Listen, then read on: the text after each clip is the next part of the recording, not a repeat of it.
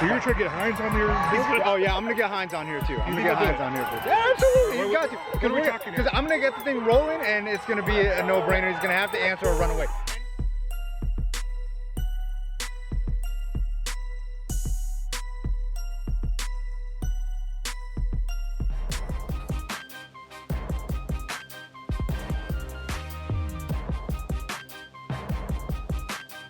Hey, what's going on, guys? I hope everybody had an awesome Thanksgiving. I hope everybody was able to spend some time with family and friends and stuff like that. I hope you guys got your turkey bowls in and got some Black Friday shopping done. I got some done. I made my way out to Foot Locker, picked up some kicks. You already know how I get down. Also went out to Arizona Mills, checked out guest list. Shout out to my folks over there, hooking up all the hottest streetwear, the Supreme, the Bape, all that stuff. Anyways, your boy is headed out to Campo Verde right now to check out Thatcher versus Round Valley 2A state championship game. Thatcher is supposed to be one of the best small school teams ever in like the history of like small school football in Arizona.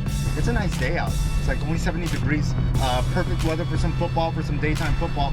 Thatcher has been somewhat of a juggernaut, averaging almost like 44 points a game, only giving up less than 7. They have seen Round Valley once already this year, beating them 42-3. But sometimes, you know, the best thing is you lose the first game so that you can rebound for the second game. Round Valley is 11-2. Their only losses, one to a team from New Mexico, out of state, a close game, and to obviously the Thatcher Eagles. So you know what, I am super excited to see how Round Valley rebounds. Hopefully the game is a lot closer than it was the first time around. Otherwise, you know, we are gonna have to start having that conversation. Is Thatcher really like the Saguaro Centennial Chandler of the 2A, and should they be bumped up to the 3A? I know reclassification is always a topic, so you know, let's see how this game works out. Make sure you subscribe, justchili.tv, thumbs up, hit me with that like, leave some comments. Let's talk about this, man. I'm really curious, and let's see how this game goes.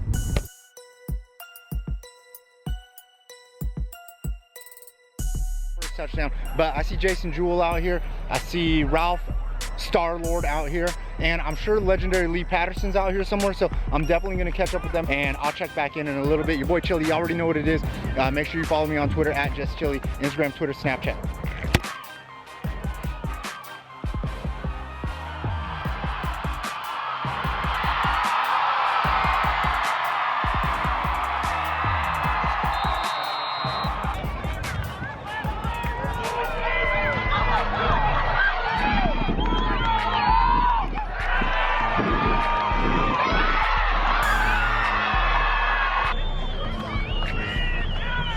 Ball, cover it.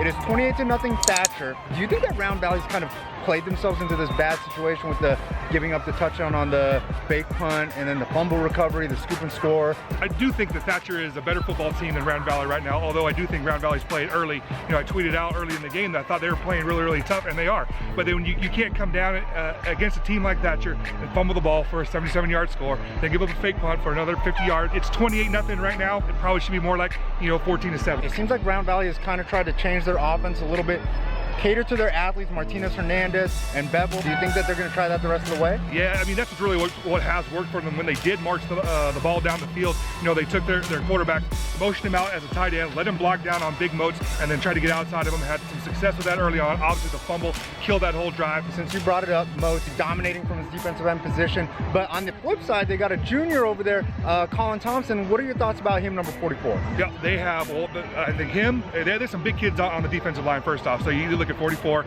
you know, big kid, 6'2", 230, and then Stan Nicholas inside 6'1", over 300 pounds. And I think all of those kids have a chance to play at some level in college.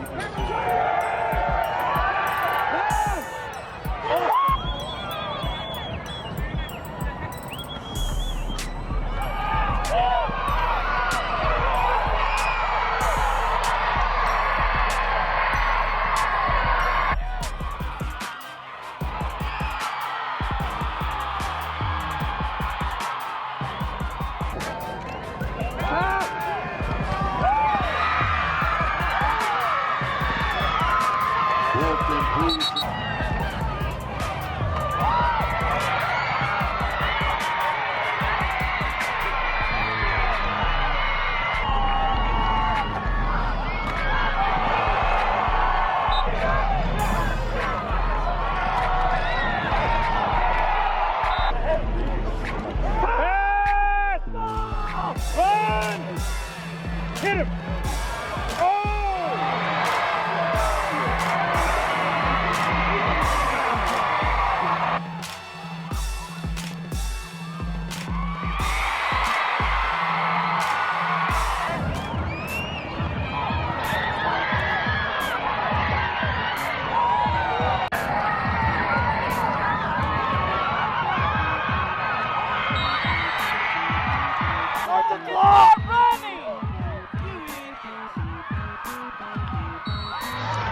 This has to be the coolest part of your job. This is the best part. Giving this championship trophy, handing it to a coach or to a player? To the kids.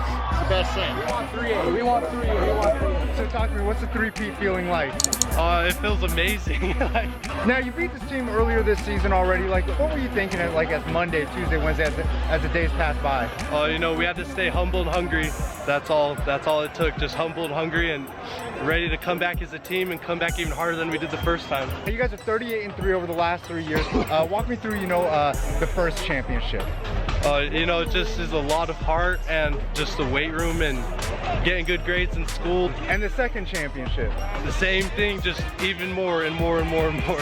You talked about school, you talked about all that went into it. What were some of your favorite classes while you've been at Thatcher? I'd have to say just all of them that I have all my brothers and my football teammates. Talk to me about the commitment to Utah State. I'm thankful for the coaches just finding me and willing to give a scholarship for me. Like, it's just amazing. What are you looking forward to the most going up there? Just playing football again one last time. And what are you going to miss the most about Thatcher? I'm gonna miss my teammates and the traditions. Any of the food joints around Thatcher that you're gonna miss? All of them. You got Kainoa's, R&R. How's the season been like for you? I know you had to sit out some games, and then you became part of this family, this brotherhood, this championship squad. What's it been like? Oh, it's amazing. It's a feel like I haven't felt this way in a long time, These guys were welcoming. I came in not knowing if I got to play. They were still a part of me. Even when I got denied my appeal, they were with me, they stuck with me. And then when I got to play, it just fit right in, and it was amazing. Amazing to be a part of it. Now, the team is on their 3-peat, but this is the first one for you here. What are you hoping to build on going into next year? Because you're only a junior. We have a lot of strong kids. We have secondary, we have a lot of juniors, and we have some good kids coming up that I think we can work with, and I think we can do good next year. Now, you think you guys will be moving up to 3A, and is this, are you going to hang around and watch one of these two teams play since they might be on your schedule next year? If we get moved up to 3A, that's the way they feel, then we'll be ready for any challenge they give it us. But I personally have played 3A, and I know that skill, and I think we could do it. All right, so just leaving the 2A state championship, Thatcher got the big victory over Round Valley. I think it was, what, 35-12? 35-12. Is Thatcher too good for the 2A? No, man, somebody has to be the best. We talk about this all the time. Someone has to be the best, and people get upset when it's the same person, you know, more than one or 2 years in a row. This is just like how the New England Patriots, they dominate their division in the NFL for 16 straight years. People are sick of it, but that's just the way it is. They do things the right way. You have people complain about transfers. They're not getting any transfers. They get the kids that they have. You know, of course, they're learning the system from when they're like 8, 9 years old, right? So that's a big deal. But no, they're just a good team, and I think we should enjoy it.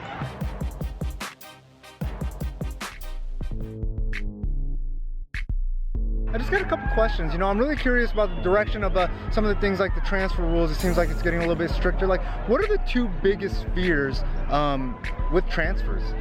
Well, the big thing is destination schools are probably the biggest thing. Kids are picking and choosing certain schools.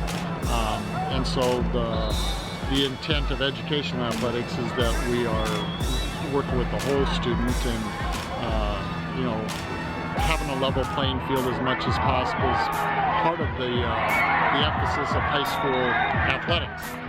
But with the direction of some parents choosing schools, and we're not trying to make it more difficult, we're just trying to create as much equal level type playing field that we have in all of our sports. Second down. Now, do you think I know that you guys are working on creating the board to set up realignment and restructure the divisions.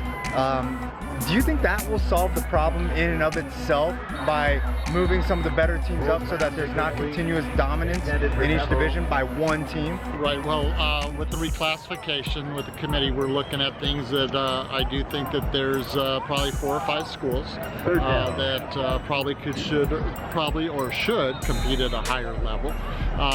Anymore, the number of students at your school do not dictate how well your football team does. Some of it debate is based more on how many kids transfer into programs. So we are looking at some reclassification where some of the teams at the very top may be looked at to go move up a division or a conference to play, and a few schools at the bottom that have been very unsuccessful, they move down, and the whole goal is safety of our kids, to have competitive regular season games and also have competitive postseason games, so we don't know every year, well, this team looks like it's going to be them again, looks like it's going to be them again. Really the membership would like to go, you know what, let's make it a little more feasible that teams have a shot.